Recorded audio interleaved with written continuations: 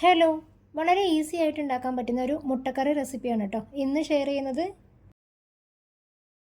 ആദ്യം മിക്സിയുടെ ജാറിലേക്ക് 2 വലിയ അല്ലി വെളുത്തുള്ളി, ഒരു കഷ്ണം ഇഞ്ചി, ചെറിയൊരു സവാള റഫായിട്ട് കട്ട് ചെയ്തത്, 5-6 പുതിനയില, ഏകദേശം ഒരു പിടി മല്ലിയില, കുറച്ച് വെള്ളം ചേർത്തൊന്ന് അരച്ചെടുക്കണം. എന്നിട്ട് ഇതൊന്ന് മാറ്റി വെക്കാം. ഒരു പാൻ ചൂടാക്കി 1.5 ടേബിൾ സ്പൂൺ വെളിച്ചെണ്ണ ഒഴിച്ചു കൊടുക്കുന്നുണ്ട്.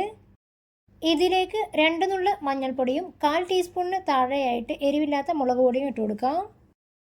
ഒന്ന് മൂപ്പിച്ചതിന് ശേഷം ഇതിലേക്ക് 2 മുട്ട പുഴുങ്ങി 2ആയി മുറിച്ചതിന് ശേഷം ഒന്ന് വരഞ്ഞ് ഇതിലേക്ക് ഇട്ട് കൊടുക്കാം.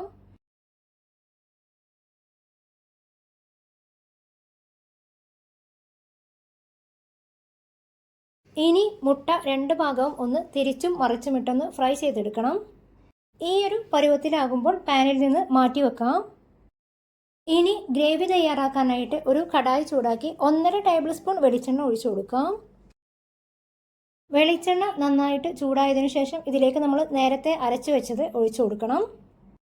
നന്നായിട്ടൊന്ന് തിളച്ചതിന് ശേഷം ഇതിലേക്കൊരു ചെറിയ തക്കാളി ചെറുതാക്കി എരിഞ്ഞത് ചേർത്ത് കൊടുക്കാം. 1-2 മിനിറ്റ് ഒന്ന് വഴറ്റിയതിന് ശേഷം തക്കാളി നല്ല സോഫ്റ്റ് ആവാൻ വേണ്ടിയിട്ട് അടച്ചു വെച്ച് 3-4 മിനിറ്റ് ഒന്ന് കുക്ക് ചെയ്തെടുക്കണം.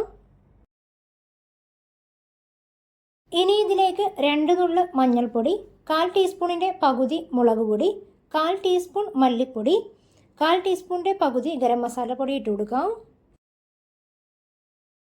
എല്ലാം കൂടെ നന്നായിട്ടൊന്ന് മിക്സ് ചെയ്തതിന് ശേഷം ആവശ്യത്തിനുള്ള ഉപ്പ് ചേർത്ത് കൊടുക്കാം. ചെറിയൊരു കളറിന് വേണ്ടിയിട്ട് 1/4 ടീസ്പൂണിന് താഴെയായിട്ട് കാശ്മീരി മുളക് പൊടി കൂടി ചേർത്ത് കൊടുക്കുന്നുണ്ട്. ഇനി നന്നായിട്ടൊന്ന് മിക്സ് ചെയ്ത് കൊടുക്കാം. ഇനി ഇതിലേക്ക് 1.5 ടേബിൾ സ്പൂൺ നല്ല കട്ടിത്തൈര് ഒഴിച്ച് നന്നായിട്ടൊന്ന് മിക്സ് ആവുന്നത് വരെ 1-2 മിനിറ്റ് ഒന്ന് ഇളക്കി കൊടുക്കണം.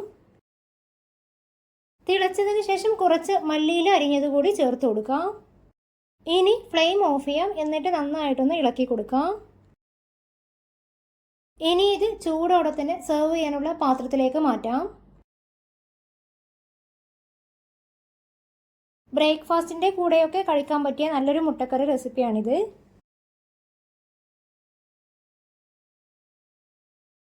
ഇനി പുഴുങ്ങി ഫ്രൈ ചെയ്ത് വെച്ചിട്ടുള്ള മുട്ട ഗ്രേവിയുടെ മുകളിലായിട്ട് നിരത്തി കൊടുക്കാം.